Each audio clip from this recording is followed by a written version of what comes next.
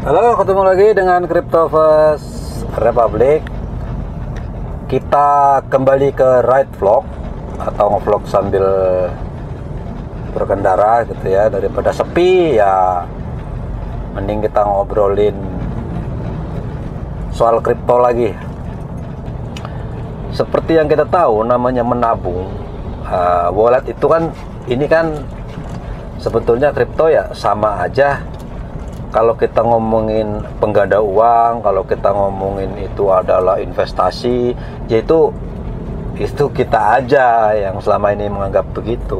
Sebenarnya kripto itu hanyalah jaringannya ya, itu hanyalah sebuah bank aja, bank yang tidak ada pemiliknya. Kenapa disebut bank?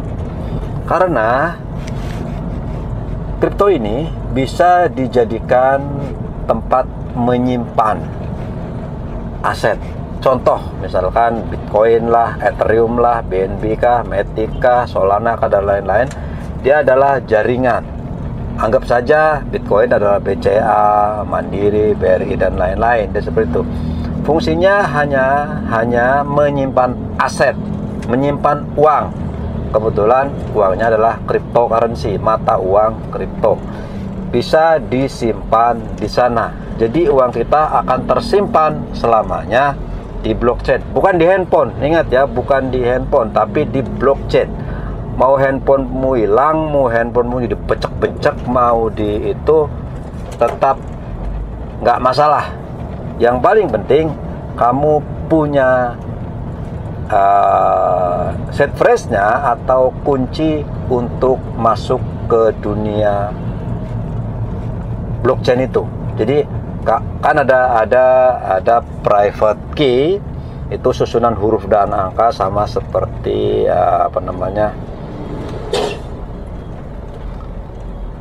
address wallet. Ada juga yang itu adalah 12 kata atau 24 kata. Itu umumnya itu ada juga 48 kalau nggak salah. Makin banyak katanya pasti makin aman. Jadi misalkan ada 12 kata yang harus disusun berurutan dan ditulis dengan benar. Itu adalah kuncinya. Jadi ketika kunci itu kalian bisa mengingat aja di otak, lah kalian mau lari kemanapun, mau ke Amerika, mau tanpa duit sepeser pun lah gitu ya, mau ke Amerika, ke Kanada, ke Inggris, kemanapun, nggak perlu bawa apa-apa, tinggal cuman inget-inget nomor itu aja. Kalian buka di wartel sana, di warnet atau di internet manapun, ya sudah. Mau isinya 1 juta, 2 juta, bermiliar-miliar, no problem. Itulah sifatnya, sifat dari blockchain itu sendiri, untuk menyimpan mata uang kripto. Situ ya. Duh, kayaknya nih nggak beres nih mesin lagi nih. Masih mati guys.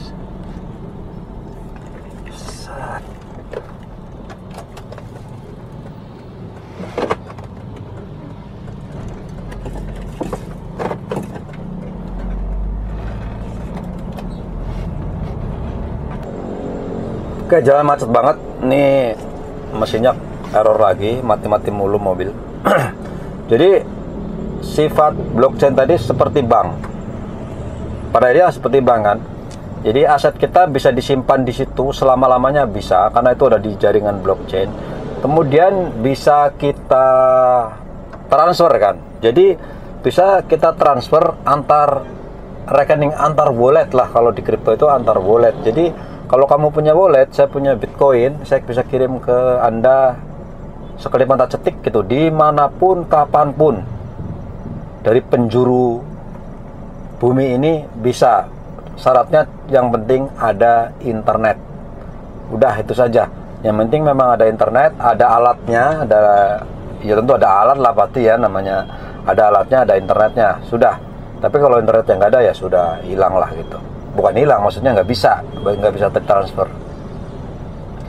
Nah, jadi kan sifatnya seperti bank-bank itu kan hanya seperti itu aja ya, hanya bertugas menyimpan, mencatat gitu ya, mencatat, mengurang, menambah, ya sudah begitu saja kan, mengurang dan menambah aja kan. Artinya kalau dapat transferan ditambah, kalau kita transfer dikurangi. Ya sudah, sesimpel itu, catatan aja.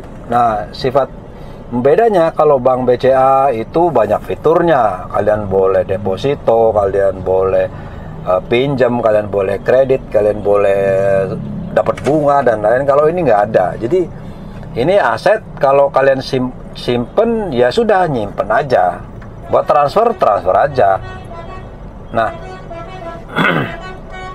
siapa yang menjalankan ini apa? Masa komputer kan nggak ada ininya? Ya ada. Jadi setiap transaksi kita ada fee namanya, ada namanya gas fee. Jadi adminnya lah gitu ya.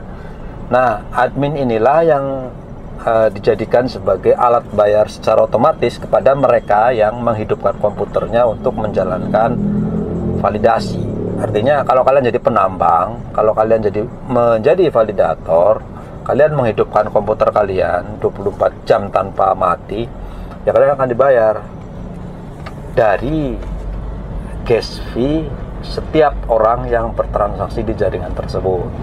Jadi seperti itu sistemnya gitu. Bedanya kan kalau kita BCA, diambil adminnya, duitnya buat BCA dong. Kalau lintas bank, ada adminnya dibagi untuk kedua bank tersebut kan gitu. Nah, kalau ya karena memang servernya milik mereka gitu kan, mereka yang punya server, mereka yang punya komputer, ya mereka yang dibayar itu kan, karena sistemnya punya mereka. Sementara sistem blockchain itu siapapun bisa, kalau mau ya bisa gitu. Kamu pun di rumah bisa pakai komputer gitu. Mau menjadi validator, menjadi penambang kan bisa pakai komputer. Kamu bisa berpartisipasi, artinya kamu adalah salah satu bagian dari jaringan bank itulah gitu ya. Kita ngomongin bank tadi, tapi bank yang namanya ini blockchain ini. Nah, kita bagiannya. Jadi kalaupun misalkan komputer saya mati, masih ada komputermu mati, masih ada komputer yang komputer mati. Jadi memang ada minimum ya, artinya tadi 50% komputer harus hidup tentu saja, 50% validasi harus selesai gitu ya, 50+1 itu harus. Tetapi artinya itu ada di seluruh penjuru bumi. Kita tidak tahu jumlahnya di mana, milik siapa, berapa kuat, seberapa banyak kita nggak tahu. Itu masalahnya kan, jadi nggak tahu. Jadi kalau mau di shutdown, mau di hack, mau di itu udah nggak bisa. Daripada hacker menghack si banknya, si blockchainnya, ya lebih baik menghack kalian aja. Hack handphone saya gitu, dia masuk ke handphone saya, lebih mudah, tinggal dimanipulasi, kasih gambar indah-indah, nanti mungkin saya klik, dia dapatkan semuanya, ya sudah gitu. Lebih mudah begitu kan, nyolong satu persatu. Memang kalau nyolong di blockchain sih gede, tapi pan itu nggak mudah gitu ya. Jadi jaringan blockchain itu semakin besar jaringannya, makin sulit dibobol. Bitcoin itu makin sulit karena makin besarnya luar biasa. Banyak, maksudnya ini bukan ngomongin nilainya ya, nilainya semiliar itu kalian yang raja cuan lah. Karena adanya masalah bank dulu yang duit taruh di sana, kemudian tiba-tiba dia bangkrut, tiba-tiba duit kita nguap. Itulah ada kekecewaan di sana sehingga kripto ini lahir kan, itu sebetulnya ya awal-awalnya. Jadi uang itu jadi berbentuk Bitcoin, dan Bitcoin ini disimpan, ya sudah. Nah, Bitcoin ini bisa ditransfer murah buat belanja sana, belanja sini dan lain-lain.